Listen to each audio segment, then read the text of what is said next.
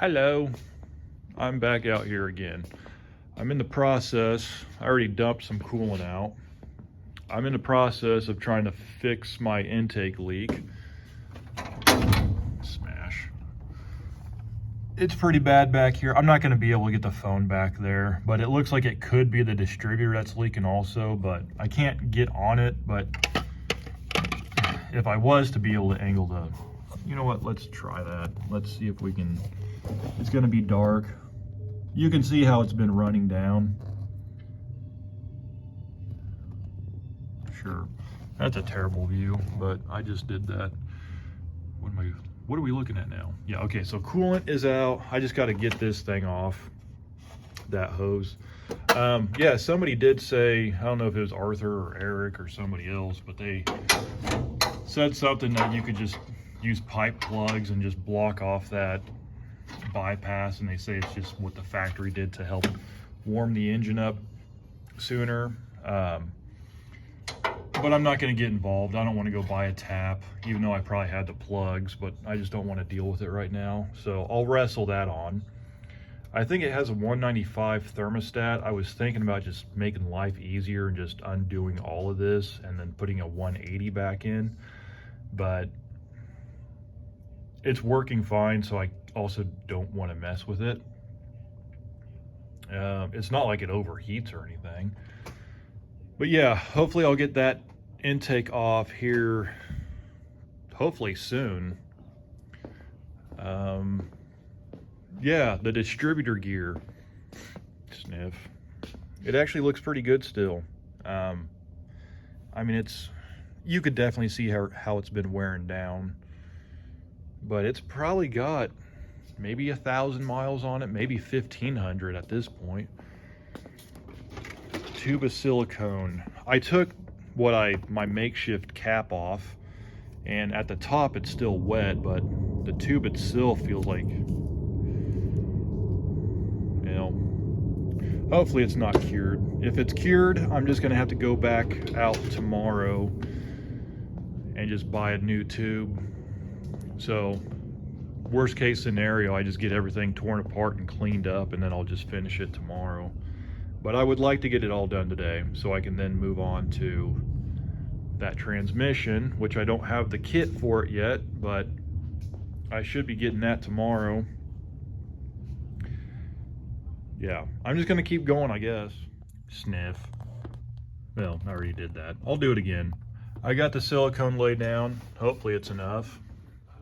No real issues other than the tube splooging all over me well, I had to clean up is all I'm trying to say. Let's just say that. I use gray silicone around my water ports. And yeah, I already did it there. But I'm gonna let that skim up for a little bit. I got a new hose right here on. Try not to touch it. I did spray a little bit of silicone spray in here, and then I went back and cleaned everything else back up. Is it out of focus? Nobody's gonna watch this, it doesn't matter. Yeah, there's stuff in there. Sigh.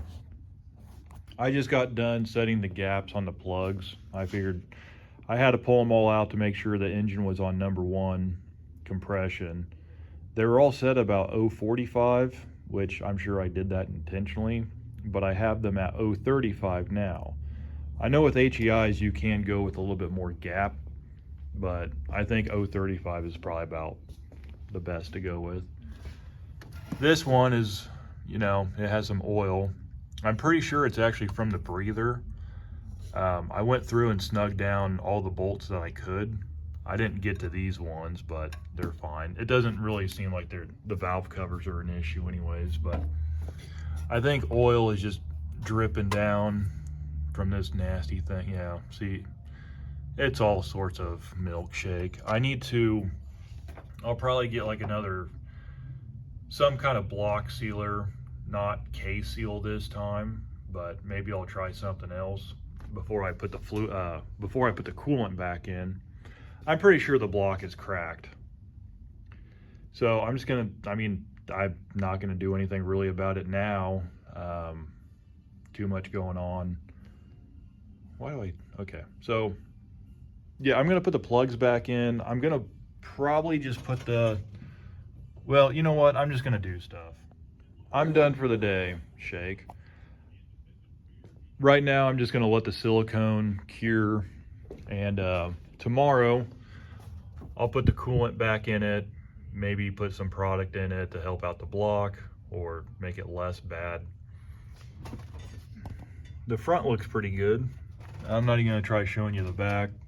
I was just gonna put the intake on and maybe do a couple things, but then I thought, well, I could finish it probably, I guess. But as long as I just don't disrupt the silicone, it's still pretty tacky. You're not gonna see them. I did put in some shorter carburetor studs. Kind of made sense to do that since I had them, and the ones I've been using on this car were way too long, and these were just sitting around, so I just used those. But yeah, tomorrow I'll put coolant in it, set the timing. The other thing is, I didn't record any of this, but I did adjust the timing. I typically just adjust the timing just at initial, and I think I was running about 14 or 15 degrees initial, and it would just start right up. It didn't have really the smoothest idle, but I mean, it never does because it does have a pretty decent cam in it. But I was on the highway okay, yeah, I bumped it to about I think I was running at about 20 degrees advanced initial timing. I was on the highway, I gave it just a little bit of gas and it sounded like it was pinging, so I am gonna probably set it back down to 14 or 15, see how it runs. I think I'm running heavy weights in there too for the vacuum pod. So I never really set them to, total timing. I figured I would we have like shitty gas here anyways. But yeah, that's it. I'm pretty much just gonna let it cure, and it's kind of cold outside too. So it's gonna need some. Okay, bye.